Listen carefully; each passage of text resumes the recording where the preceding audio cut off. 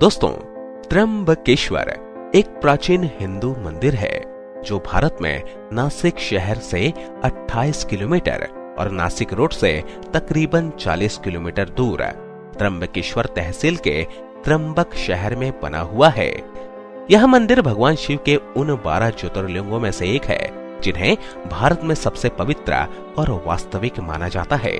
त्र्यंबकेश्वर ज्योतिर्लिंग की सबसे अद्भुत और असाधारण बात तो यह है कि इसके 3 मुख यानी सर हैं, एक भगवान ब्रह्मा, एक भगवान विष्णु और एक भगवान रुद्र।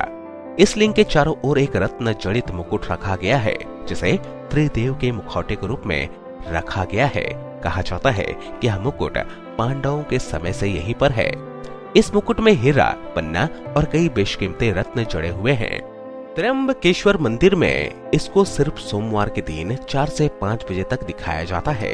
यह पुराणों के अनुसार एक बार महर्षि गौतम के तपोवन में रहने वाले ब्राह्मण और उनकी पत्नियां किसी बात पर गौतम ऋषि की पत्नी अहिल्या से नाराज हो जाती हैं। उन सभी पत्नियों को अपने पति को गौतम ऋषि का अपमान करने के लिए प्रेरित किया जाता है। उन ब्राह्मणों ने इसके लिए भगवान गणेश की आराधना की और उनकी आराधना से प्रसन्न होकर गणेश जी ने उनसे वर मांगने को कहा। उन ब्राह्मणों ने कहा, प्रभु, किसी प्रकार ऋषि गौतम को इस आश्रम से बाहर निकाल दीजिए। गणेश जी को विवश होकर उनकी बात माननी पड़ी।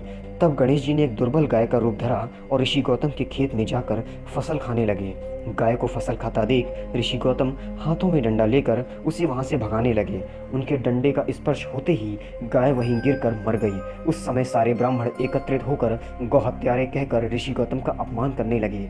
ऐसी विषम परिस्थिति को देखकर ऋषि गौतम उन ब्राह्मणों से प्रायश्चित और उद्धार का उपाय पूछने लगे।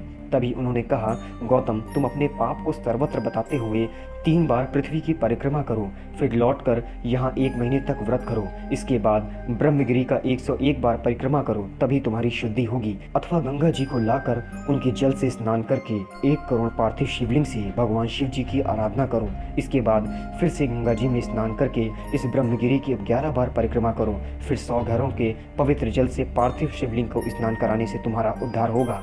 उसके बाद भी गौतम ऋषि ने सारे कार्य पूरे करके पत्नी के साथ पूर्णतः तल्लीन होकर भगवान शिव जी की आराधना की। इससे प्रसन्न होकर भगवान शिव जी ने उनसे वर मांगने को कहा। महर्षि गौतम ने कहा, भगवान, आप मुझे गौ हत्या के पाप से मुक्त कर दीजिए। भगवान शिव ने कहा, गौतम, तुम सर्वदा निष्पाप हो। गौ हत्या का अपराध तुम पर छल पूर्वक लगाया गया था।